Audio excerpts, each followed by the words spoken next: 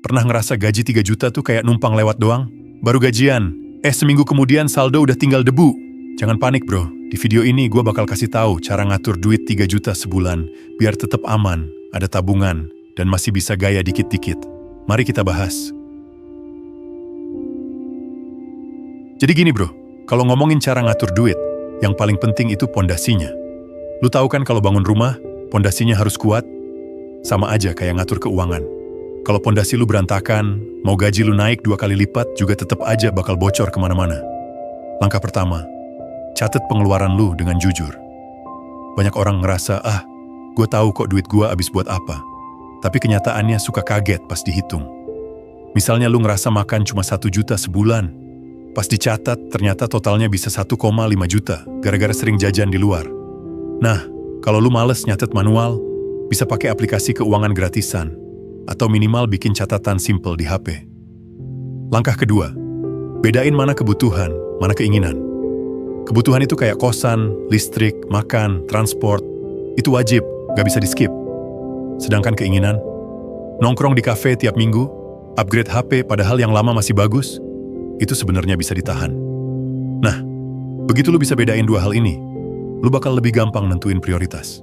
Langkah ketiga, utamakan bayar kewajiban di awal. Misalnya lu punya cicilan motor atau pinjaman, langsung bayar begitu gajian turun. Jangan nunggu akhir bulan, nanti keburu habis dipakai hal lain. Kalau cicilan lu udah aman, hati lu juga lebih tenang bro. Langkah keempat, sisihin dana darurat. Ini nih yang sering disepelein. Padahal dana darurat itu kayak payung pas hujan. Lu gak berharap hujan dateng, tapi kalau beneran turun, payung itu yang nyelamatin. Lu bisa mulai kecil dulu, 500 ribu per bulan. Jangan mikir kecil banget, yang penting rutin. Lama-lama bakal numpuk. Target minimal 3-6 kali pengeluaran bulanan. Jadi kalau suatu saat lu sakit, kehilangan kerja, atau ada biaya mendadak, lu gak panik dan gak harus ngutang. Terakhir, gue mau ingetin soal mindset. Pondasi finansial itu bukan soal gaya hidup hemat doang, tapi soal kebiasaan. Begitu lu terbiasa nyatet, bedain kebutuhan sama keinginan, bayar kewajiban di awal, sama nabung rutin, itu semua jadi refleks. Nanti pas gaji lu naik, pondasi ini bakal bikin keuangan lu makin kuat. Intinya, pondasi finansial itu basic banget, tapi vital. Kalau pondasi ini udah lu kuasain, langkah ke strategi pengelolaan dan investasi bakal jauh lebih gampang. Sekarang kita ngomongin soal strategi ngatur duit. Jadi gini bro, punya gaji 3 juta tuh sebenarnya bisa banget diatur, asal lu punya sistem yang jelas. Jangan kebiasaan pakai pola, ya udah jalanin aja. Karena ujung-ujungnya duit lu bakal bocor halus tiap hari. Strategi paling gampang itu pakai rumus pembagian persentase. Banyak orang kenal dengan rumus 50-30-20. Tapi jujur aja, kalau gaji lu 3 juta, itu agak susah diterapin. Jadi gua kasih formula yang lebih realistis buat kondisi kita. 65% buat kebutuhan pokok, sekitar 1,9 jutaan.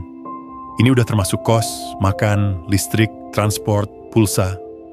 Pokoknya hal-hal yang kalau nggak dibayar, hidup lu bisa kacau.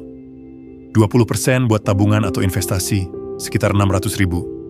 Jangan mikir kecil bro, justru kuncinya di konsistensi. Tabungan ini nantinya bisa dialihin ke dana darurat dulu, habis itu baru ke investasi kayak reksadana pasar uang atau emas. 10% buat pengembangan diri, 300 ribu. Nah ini sering dilupain orang, padahal investasi ke diri sendiri itu penting. Lu bisa beli buku, ikut kursus online murah, atau upgrade skill. Dengan skill baru, peluang income tambahan makin gede. 5% buat hiburan, 150 ribu. Nah, ini duit main lu. Bebas lu pakai buat nonton, nongkrong, atau beli jajan kekinian. Tapi ingat, kalau udah habis, jangan ngerogoh pos lain. Sekarang kita breakdown, biar lebih kebayang. Misalnya kebutuhan pokok 1,9 juta, kos 800 ribu, makan 1,1 juta sekitar 35 ribu sehari, transport 300 ribu, pulsa 150 ribu. Itu udah cukup masuk akal kan? Sisanya bisa buat listrik atau kebutuhan kecil lain. Lalu 600 ribu buat tabungan. Misalnya lu langsung auto transfer ke rekening lain tiap awal bulan. Jangan digabung sama rekening utama biar nggak kepake. Untuk 300 ribu pengembangan diri, lu bisa pilih mau langganan kursus online, beli alat buat side job, atau ikut pelatihan. Ini penting karena kalau lu stuck di skill yang sama, penghasilan susah naik. Terus yang 150 ribu hiburan, emang kecil, Tapi justru itu yang bikin lu jadi lebih kreatif. Misalnya lu atur nongkrong cuma sekali sebulan, tapi bener-bener nikmatin. Jadi lu tetap bisa enjoy hidup tanpa bikin dompet kering. Intinya strategi ini ngajarin disiplin. Jangan kebalik. Hiburan dulu, baru tabungan. Itu pola hidup yang bikin banyak orang susah maju. Kalau lu disiplin sama persentase ini, lama-lama lu gak cuma bisa survive dengan 3 juta, tapi juga punya cadangan buat masa depan. Dan inget bro, strategi ini fleksibel. Kalau misalnya kosan lu lebih mahal, ya tinggal adjust. Tapi jangan sampai tabungan jadi nol. Itu aturan emasnya. Karena tabungan sama investasi itu yang bakal nyelamatin lu nanti. Bukan hiburan yang sekali pakai. Strategi doang gak ada gunanya kalau gak dieksekusi bro.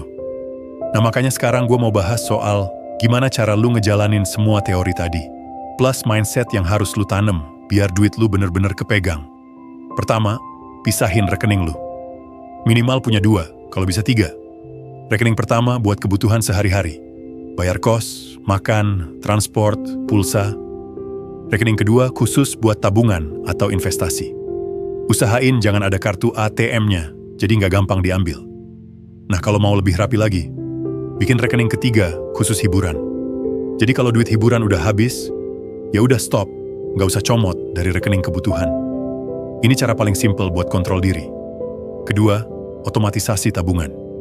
Begitu gajian masuk, langsung transfer ke rekening tabungan sesuai target. Misalnya 600.000, ya langsung potong di awal. Anggap aja itu duit gak pernah ada. Biar apa? Biar lu gak kepancing pakai duit itu buat hal-hal yang gak penting. Ketiga, jalani gaya hidup sesuai kondisi lu sekarang. Jangan keburu pengen nyamain diri sama orang lain yang gajinya udah di atas lu. Lu baru start di 3 juta, wajar banget kalau hiburan terbatas. Fokus dulu bikin pondasi finansial kuat. Percaya deh, lebih enak lu punya tabungan kecil tapi stabil tiap bulan daripada gaya-gayaan tapi bokek di tengah jalan. Keempat, cari peluang tambahan. Jujur aja bro, ngandelin 3 juta doang kadang masih sempit, apalagi kalau lu punya cicilan. Jadi lu harus kreatif. Bisa coba jualan kecil-kecilan online, jadi freelancer sesuai skill lu, atau ambil kerjaan sampingan. Walaupun hasilnya nggak gede, itu tetap nambah cash flow dan bikin lu nggak kepepet. Kelima, mindset berkembang, bukan bertahan hidup. Jangan cuma puas dengan asal cukup. Kalau mindset lu masih kayak gitu, duit lu bakal mentok di situ-situ aja. Lu harus mulai mikir, gimana caranya nambah income? Gimana caranya duit bisa muter jadi aset? Gimana caranya biar tabungan gak cuma numpuk, tapi juga berkembang? Nah itu bedanya orang yang stuck sama orang yang maju. Terus satu hal lagi, disiplin kecil bikin efek gede. Kayak lu konsisten nyatet pengeluaran tiap hari, awalnya mungkin kelihatan ribet, tapi lama-lama lu bakal kebiasa, dan dari situ lu bisa lihat pola bocor halus duit lu. Dari situlah lu bisa perbaiki sedikit-sedikit. Jangan lupa juga belajar nikmatin proses. Jangan ngerasa tertekan karena harus nabung, atau nggak bisa nongkrong sering-sering. Lu justru harus bangga karena lagi invest ke masa depan. Ingat, semua orang mulai dari bawah. Yang bikin beda itu seberapa konsisten lu nerapin mindset disiplin. Intinya, eksekusi itu soal sistem plus kebiasaan. Mindset itu soal cara lu mandang duit. Kalau dua-duanya udah klik, percaya deh, lu bakal jauh lebih siap menghadapi naik turun finansial, bahkan dengan gaji yang masih kecil sekalipun. Jadi ingat ya bro, gaji 3 juta itu bisa kok lu atur asal disiplin. Jangan keburu minder sama nominal, yang penting cara lu ngelola. Kalau lu konsisten, lama-lama lu bakal ngerasain hasilnya. Oke, segitu dulu tips dari gua, semoga lu bisa praktek langsung. Sampai ketemu di video berikutnya, dan ingat, duit kecil kalau dikelola pinter bisa jadi gede.